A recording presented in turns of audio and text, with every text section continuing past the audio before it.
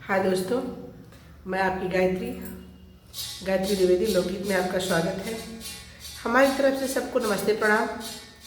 दोस्तों, मैं गायत्री द्विवेदी लोकगीत से एक अवसानी माँ का भजन लेके आई हूँ। आप लोगों को जैसा लगे कमेंट में ज़रूर बताइएगा। अपना प्यार दुलार बनाए रखिएगा। दोस्तों, इसको मैं अपने हाथ से लिखी हूँ, देखिएगा कैसा लगता है।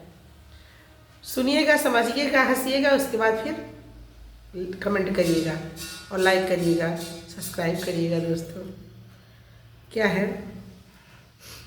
अवसान माई ओढ़े लाल चुनरी, आई भोरे भोरे चलनी सेवक नगरी।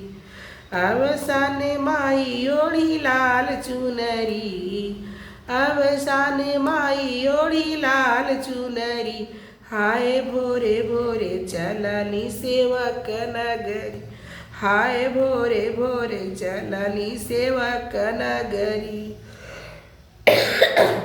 आवत देख बैरन रोकेला डगरिया, आवत देख बैरन रोकेला डगरिया, नदिया उफार मारे ऊंची रे लहरिया, नदिया उफार मारे ऊंची रे लहरिया।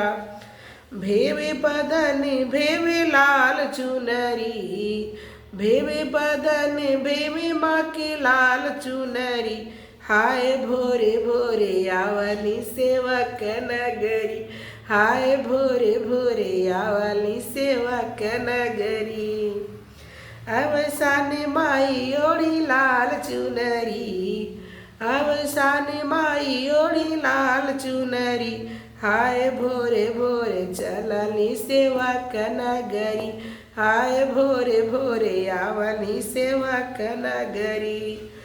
आवत देखी बैनन रोकली डगरिया, पूरवा तूफानी झक झोरेली बदरिया, पूरवा तूफानी झक झोरेली बदरिया। उलझावे केस अब उड़ावे चुनरी, उलझावे केस मक उड़ावे चुनरी, हाय भोरे भोरे आवली सेवक नगरी, हाय भोरे भोरे आवली सेवक नगरी। अवसान माई ओढ़ी लाल चुनरी, तुरंत माई ओढ़ली लाल चुनरी, हाय भोरे भोरे आवली सेवक नगरी, हाय भोरे भोरे आवली सेवक नगरी। मुस्काई धीरे धीरे चले माँ डगरिया, मुस्काई धीरे धीरे चली माँ डगरिया, सुलझावे केस नहीं देवेला चुनरिया, सुलझावे केस नहीं देवेला चुनरिया। सोलह सिंगार, सोलह सिंगार हो सिंगार सेवका, सोलह सिंगार करी मोर बकरी, सोलह सिंगार की मोर बकरी, हाय भोरे भोरे आवली सेवक नगरी, मैया भोरे भोरे आवली हमारी नगरी।